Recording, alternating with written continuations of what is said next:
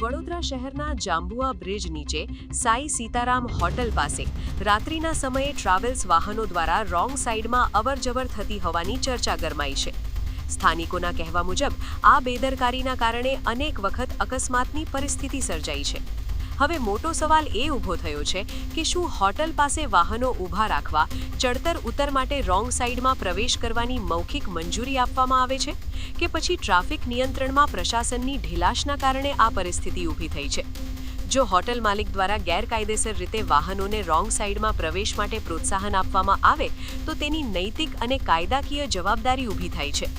જો traffic police અને સ્થાનિક પ્રશાસનને જાણ હોવા છતાં કાર્યવાહી ન થાય તો તંત્રની નિષ્ક્રિયતા પણ જવાબદાર ગણાય। મોટર વાહન અધિનિયમ હેઠળ રોંગ સાઈડમાં વાહન હંકાવવું સ્પષ્ટ ગુનો છે।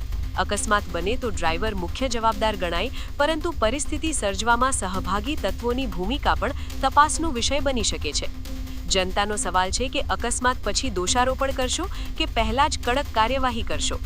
જો તંત્ર સમયસર સીસીટીવી ચેકિંગ, નાઇટ પેટ્રોલિંગ અને દંડાત્મક કાર્યવાહી શરૂ નહીં કરે તો કોઈ મોટી દુર્ઘટના પછી જવાબદારી નક્કી કરવી મુશ્કેલ બની શકે છે। હવે જોવાનું રહ્યું કે જવાબદારી કોણ સ્વીકારશે, હોટલ માલિક કે પ્રશાસન?